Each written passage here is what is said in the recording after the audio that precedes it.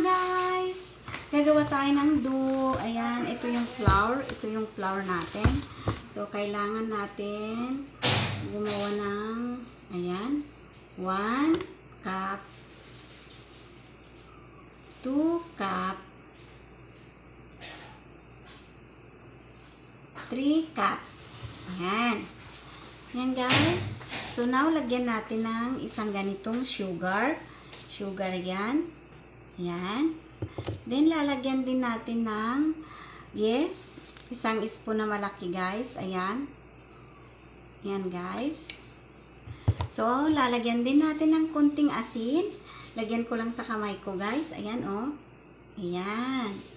So, lalagyan din natin ng milk. Ito yung milk. Linalagyan ko siya ng 1, 2, 3, 4, 5. Ayan guys. 5 spoon of milk. Then, kailangan din natin guys ng isang ganitong oil. Yan. Oil yan guys. Ayan. Then, mix natin. Mix natin ng mabuti. Ayan, ayan, ayan guys. O, tignan nyo. So, now, ganito yung gagawin natin. Mix natin yan. Then, lalagyan na natin ng tubig. Ayan guys, hindi muna lahat. Tignan natin kung okay na yung tubig niya. So, kapag kailangan pa, dadagdagan. So, dadagdagan ko guys kasi hindi pa ukasya yung tubig. Ayan.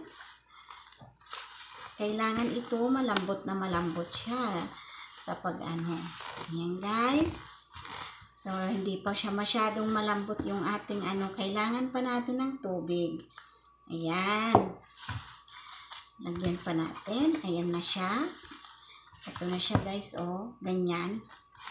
Ganon ang gagawa ng tinapay guys.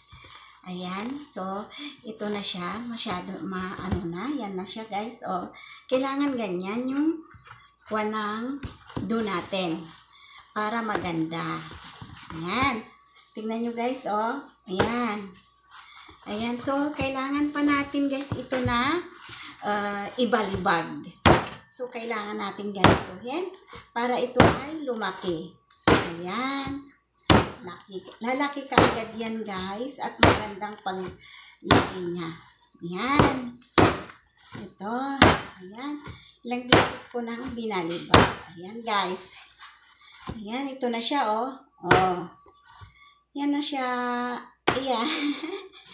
Ganyan guys. So, gawin nyo na sa inyong mga bahay. Ito na siya. Okay na siya. So, takpan natin ngayon ang ating dough para lumaki. Ayan guys. Oh, yan. So, thank you for watching. Bye-bye.